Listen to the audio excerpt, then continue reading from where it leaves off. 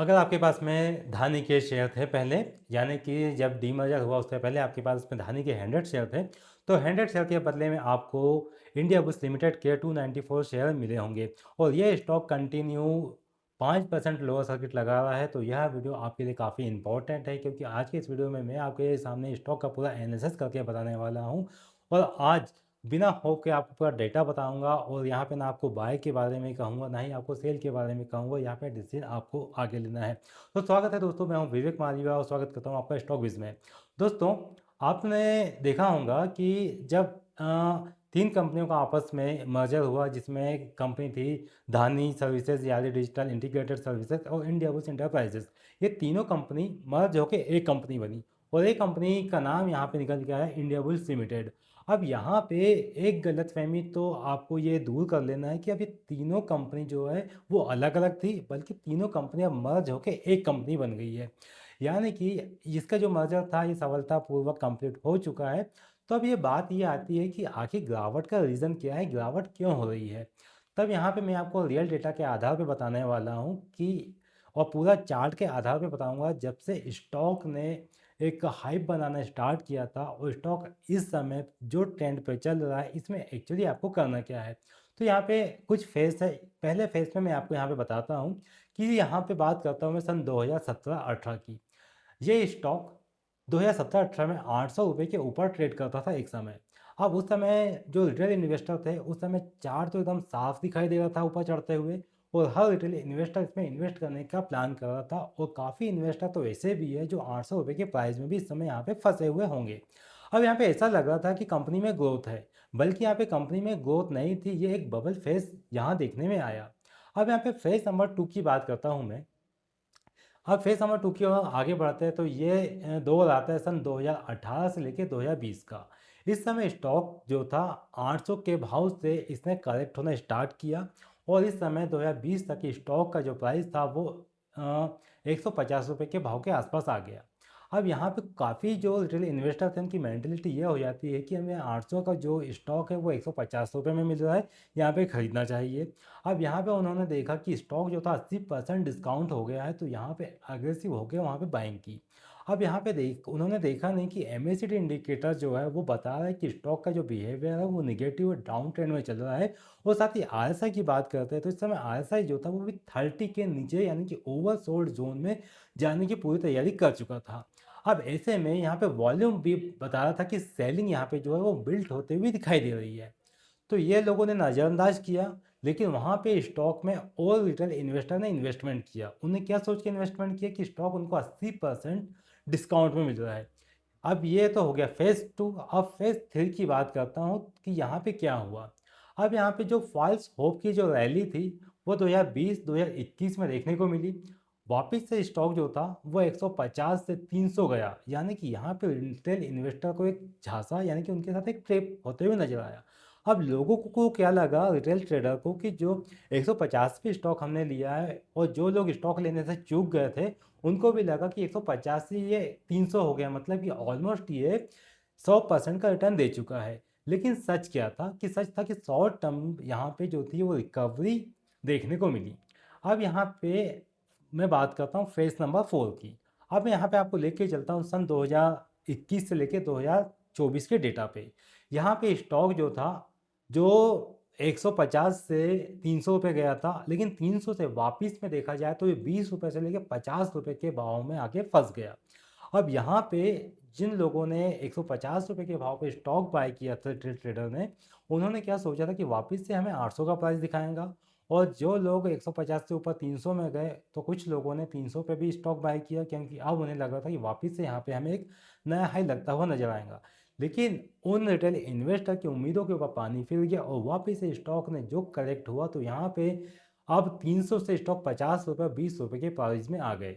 अब मार्केट ने यहाँ पे क्या कहा कि मार्केट ने कहा कि पहले भरोसा आप वापस लेके आओ, फिर आपको यहाँ पे पैसा मिलेगा। यानी कि कुछ इन्वेस्टर ऐसे भी थे जिनका धानी सर्विसेज के ऊपर से भरोसा उठ चुका था और उसके कारण अब यहाँ पे लोग पैसा नहीं लगा रहे थे, वापस मार्केट से पैसा ये निकाल रहे थे। तो इसके पीछे एक रीज़न ये भी था कि धानी सर्विस जो थी पहले लोन बांटती थी और लोन जो इसका थे ये रिस्की हुआ करते थे, एक छोटे प्लेटफॉर्म पे ये लोन प्रोवाइड करती थी, जिसके कारण इसमें एक रिस्क का भी फैक्टर था, और इसके कारण इसमें डेली रिकवरी ना होने के कारण ये भी हो सकता है स्टॉक जो था कंटिन्यू डाउन ट्रेंड पे आते हुए देखने में मिला। अब यहाँ पे बात करते हैं कि करंट सिचुएशन क्या है। अब यहाँ पे जो इस समय जो दौर चल रहा है सन 2025 और जनवरी 2026 का जो टाइम में आ गया है, इसमें देखने में आया है कि जो प्राइस था वो अब 13 रुपये से लेके 15 रुपये के आसपास में आ गया। अब ऐसे में काफ़ी जो मेरे व्यूवर्स है, जिस मैंने धानी के ऊपर पहले वीडियोस काफ़ी बनाए हैं, उनके ऊपर काफ़ी व्यूवर्स का ये क्वेश्चन है कि स्टॉक कंटिन्यू डाउन ट्रेंड लगा रहा है। अब ये स्टॉक पहले जीएसएम 4 में गया था, जीएसएम 4 में जाने से निकलने के बाद स्टॉक में जनरली देखा जाता है कि ऊंचाई यानी कि तेज़ी का माहौल आता है, लेकिन इस स्टॉक में इस प्रकार की रिकवरी का कोई भी चांस देखने में नहीं आया। अगर देखा जाए तो स्टॉक जो था जीएसएम 4 से निकलने के बाद भी ये डाउन ट्रेंड में ही बना हुआ है। अब देखिए तो स्टॉक 13 रुपये से लेकर 15 रुपये के प्राइस में झूलता हुआ दिखाई दे रहा है। अब यहाँ पे जो ये स्ट्रक्चर है ये वीक है, और अगर मैं आरएसआई की बात करूँ तो इस समय आरएसआई 3840 के ऊपर आ गया है। एमएसीडी देखिए तो आप -3 पे एमएसीडी यहाँ पे एमएसीडी इंडिकेटर भी देखने को मिल रहा है। अब यहाँ प्राइस अभी जो मेजर मूविंग एवरेजेस है उनको ब्रेक करते हुए नीचे की ओर मूव करते हुए दिखाई दे रहा है। अब यहाँ पे टेक्निकली सपोर्ट जोन की बात करते हैं तो आपको यहाँ पे ध्यान में रखना चाहिए कि सपोर्ट पे होना बाय का सिग्नल नहीं होता है, क्योंकि स्टॉक आपको काफ़ी ऐसे स्टॉक भी देखने को मिलते हैं जो ऐसा लगता है कि सपोर्ट पे यहाँ से वापस से इसमें बाउंस देखने को मिल सकता है। लेकिन डीसीपी पैटर्न क्या कहता है कि स्टॉक के अंदर जब हैवी वॉल्यूम ना आए तब तक के आपको स्टॉक में एग्रेसिव होकर बाइंग या ब्रेकआउट आपको नहीं मानना चाहिए, ये डीसीपी कहता है।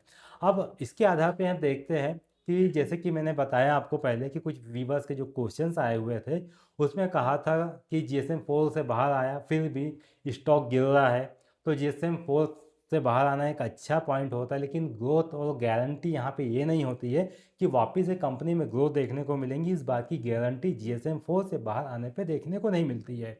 अब यहाँ पे मार्केट ग्रोथ तब यहाँ पे मानती है जब डिमांड हो और साथ ही कॉन्फिडेंस भी वापस लौट के आए, लेकिन यहाँ पे ना ही डिमांड वापस लौट के आई और ना ही कॉन्फिडेंस वापस आया। जीएसएम 4 से निकलने के बाद भी जो ट्रेडर्स थे उन्होंने अपनी होल्डिंग बेचना जारी रखा जिसके कारण स्टॉक जो था वो नीचे हमें जाते हुए नजर आया। अब एक कमेंट मेरे पास ये भी आया था कि कंपनी का बिजनेस मॉडल क्या है, ये मुझसे एक व्यूअर ने क्वेश्चन किया कमेंट पे। तो मैं बता दूं कि इंडिया बुल्स लिमिटेड का जो फोकस है वो फाइनेंस सर्विसेज प्रोवाइड करना है, लेंडिंग सर्विस प्रोवाइड करना है और साथ ही डिजिटल प्लेटफॉर्म्स प्रोवाइड करना, ये काम है इंडिया बुल्स लिमिटेड का। लेकिन मार्केट अभी क्या कह रही है कि अभी पिछले रिजल्ट दिखाओ उसके बाद ही आप आगे की बात करेंगे, क्योंकि जैसे कि मैंने जब धानी और यारिक इंडिया बुल्स इंटरप्राइजेस का मर्जर हो रहा था तब मैंने बताया था कि जो धानी सर्विसेज है ये पिछले कई क्वार्टर से निगेटिव रिजल्ट अनाउंसमेंट कर रही है, यानी कि इसके रिजल्ट इतने स्ट्रॉन्ग नहीं है और उसका इम्पैक्ट ही अब हमें यहाँ पे देखने को मिल रहा है। यानी कि जो इन्वेस्टर है उनका भरोसा अभी मार्केट में यानी कि इस कंपनी पे नहीं आया है, जबकि यहाँ पे ये भी देखने को मिला है कि यहाँ पे जो प्रमोटर है उन्होंने अपनी स्टेक यहाँ पे बढ़ाई है, लेकिन वो उस प्रकार का भरोसा इन्वेस्टर को नहीं दे पाए हैं। तो इसके कारण मार्केट क्या कहता है कि पहले आप क्वार्टरली नंबर आप बताइए, रिजल्ट बताइए कि कंपनी किस प्रकार से परफॉर्म कर रही है, क्या कंपनी का बिजनेस मॉडल ग्रो कर रहा है। अगर ग्रो करेंगे तो वापिस से स्टॉक के अंदर में अपसाइड के मोमेंटम आते हुए नजर आएंगे। लेकिन मार्केट अभी क्या कहती है कि पहले आप नंबर दिखाइए, रिजल्ट दिखाइए, तभी हम आगे बात करेंगे। अब इसके कब ऊपर जाएगा ऐसा भी मेरे सामने क्वेश्चन आया कि स्टॉक में आगे क्या मोमेंटम दे सकता है, जैसे कि कंटिन्यू जैसे मर्जर की प्रोसेस कंप्लीट हुई, अब काफ़ी लोगों को होप था कि अब स्टॉक में उन्हें अच्छा प्राइस देखने को मिलेगा, ग्रोथ देखने को मिलेंगी, लेकिन क्या हुआ कि उनकी सारी उम्मीदों के ऊपर पानी फिर गया, स्टॉक ऑल टाइम लो की ओर अग्रसर होते हुए दिखाई दे रहा है। अब ऐसे में कुछ लेवल है और कुछ मीनिंग है, उसको आपको ध्यान में रखना चाहिए। जैसे यहाँ पे 18-19 का एक लेवल बनता है, वो क्या कहता है, यहाँ पे फर्स्ट स्ट्रेंथ आपको मार्केट में देखने को मिल सकती है। अगर स्टॉक 22 प्लस के ऊपर ट्रेड का तो यहाँ पर ट्रेंड चेंज करने का पहला आपको सेंटीमेंट देखने को मिलेगा। अगर यहाँ पे 28 से लेकर 30 के ऊपर स्टॉक का प्राइस निकलता है तो यहाँ पे देख सकते हैं कि यहाँ पे रिकवरी रैली स्टार्ट होते हुए देखने में आ रही है। और अगर 35 के ऊपर स्टॉक का भाव निकलता है तब वहाँ पे यहाँ देख सकते हैं कि स्टॉक के अंदर लॉन्ग टर्म कॉन्फिडेंस लौटता हुआ दिखाई दे सकता है। ये इसके कुछ की पॉइंट्स जिसको आप ध्यान में रख सकते हैं। कौन सा? 18 से 19 का पहला आपको यहाँ पे ये इंडिकेटर मिलेगा कि यहाँ पे स्ट्रेंथ लौट के आ रही है। ये 22 के ऊपर ट्रेंड आपको चेंज होते हुए दिखाएगा, उसका पहले ये दूसरा सिग्नल मिलेगा। तीसरा 28 से 30 के ऊपर पाया जाता है तो यहाँ पे जो रिकवरी की रैली है वो स्टार्ट होते हुए देखने का अगला सिग्नल मिलेगा। और 35 के ऊपर निकलता है तो मान सकते हैं कि आपको यहाँ पे वापस से लॉन्ग टर्म कॉन्फिडेंस आपको लौटते हुए देखने में मिलेगा। अब 22 के ऊपर जाकर सस्टेन करेगा तभी यहाँ पे ये इंपॉर्टेंट सिग्नल आपको देखने को मिलेगा और तब हम कह सकते हैं कि यहाँ पे कुछ बढ़िया होने वाला है। तो जब तक ये 22 के ऊपर स्टॉक नहीं जाता है तब तक के लिए स्टॉक के अंदर स्ट्रेंथ लौट के नहीं आएगी। अब यहाँ पे आपको मैं मोस्ट हॉनेस्ट लाइन यहाँ पे बताने वाला हूँ कि मार्केट में जो लोग बोलते हैं कि ये पक्का उठेगा वो लोग चार्ट नहीं देख रहे होते हैं, वो सिर्फ आपको एक होप, एक उम्मीद, एक आशा की किरण दिखाते हैं। लेकिन जो चार्ट जो डेटा कहता है उस डेटा को आपको फॉलो करना चाहिए क्योंकि चार्ट इज़ गॉड। अगर आप चार्ट को फॉलो कर रहे हैं तो चार्ट में आप नज़रअंदाज नहीं कर सकते हैं। और मैं यहाँ पे होप नहीं बताता हूँ, मैं मार्केट का स्ट्रक्चर फॉलो करने की पूरी स्ट्रेटेजी आपको बताता हूँ कि एक्चुअल आपको करना क्या है और आपको किस प्रकार से चार्ट को आइडेंटिफाई करना है, किस प्रकार से आपको रीडिंग करना है। और ये सारी बातें मैं आपको बताता हूँ इसी चैनल के माध्यम से। तो दोस्तों आपको वीडियो जानकारी पसंद आती है तो चैनल को सब्सक्राइब कर दीजिए कीजिए और चैनल को लाइक और सपोर्ट किया कीजिए और अपने इस वीडियो को अपने दोस्तों में भी शेयर कीजिए ताकि उन तक भी इंपॉर्टेंट जानकारी पहुंचे। ठीक है। अब ये तो मैंने आपको बताया कि जो लोग धानी सर्विसेज के स्टॉक या डिजिटल इंटीग्रेटेड के स्टॉक में फंसे हुए थे और उन्होंने मर्जर किया, उनको इंडिया बुल्स लिमिटेड के शेयर मिले लेकिन उसके बाद भी स्टॉक डाउन ट्रेंड में चल रहा है, तो आखिर स्टॉक स्ट्रक्चर कब बदलेगा, किस प्रकार से उसका स्ट्रक्चर का मोमेंटम हमें लौटते हुए नजर आएगा। तो ये पूरा की पूरा मैंने आपको सेटअप यहाँ पे बताया है। आई होप आपको ये के जो भी क्वेश्चन थे, जो भी डाउट थे, आपको क्लियर हो चुके होंगे कि आपको आगे क्या करना चाहिए, आपको स्टॉक को किस प्रकार से मैनेज करना है, वो सारी जानकारी आपके सामने स्पष्ट है। आगे मैं आपको बताने वाला हूँ कि जो आईटीसी का स्टॉक में काफ़ी गिरावट हुई है और उसके अंदर जो टैक्सेस लगे हैं वो किस कारण लगे, आगे आईटीसी के स्टॉक में क्या चेंजेस हो सकता है और रिलायंस में हमें क्या देखने को मिल सकता है, इन सारी बातों के ऊपर हम पूरी की पूरी जानकारी आगे के वीडियोस में लेके आएंगे। तो आज के वीडियो में दोस्तों इतना ही, मिलते हैं अगले नए वीडियो में ऐसी इन्फॉर्मेटिव जानकारी के साथ। तब तक के लिए आप अपना ध्यान रखिएगा। नमस्कार।